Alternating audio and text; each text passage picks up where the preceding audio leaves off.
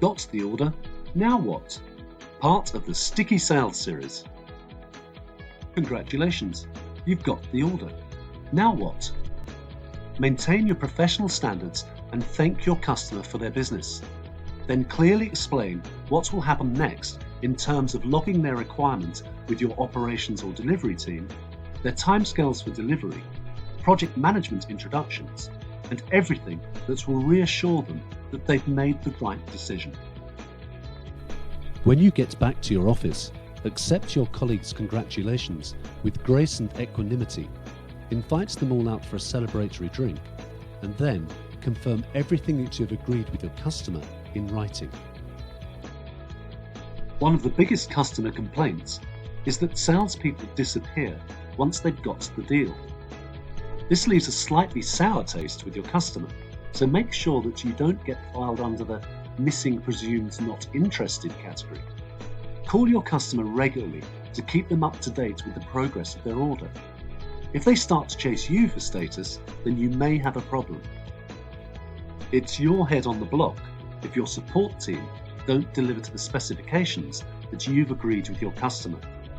Once the order is entered into your internal system, call a meeting with your team and brief them on the background, priorities, and expectations of the sale or contract. Explain to them that you want no surprises, and that if there is even the slightest chance of an issue arising, they are to inform you immediately so that you can preempt the situation with your customer. Confirm the action points resulting from this meeting by email so that everyone knows what is expected of them.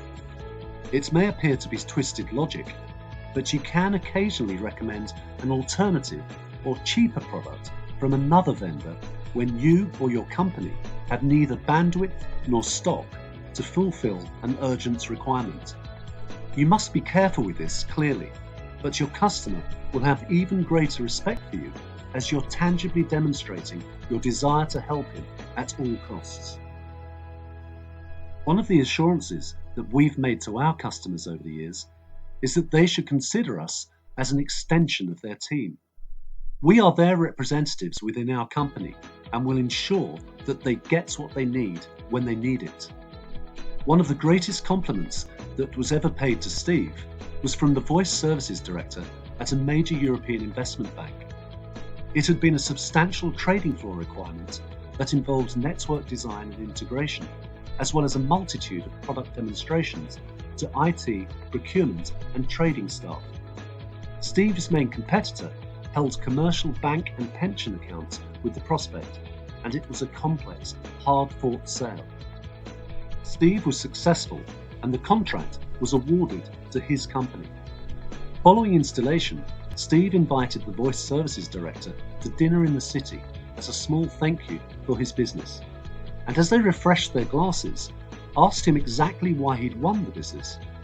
His reply surprised Steve, and he was momentarily unsure whether or not to be slightly offended.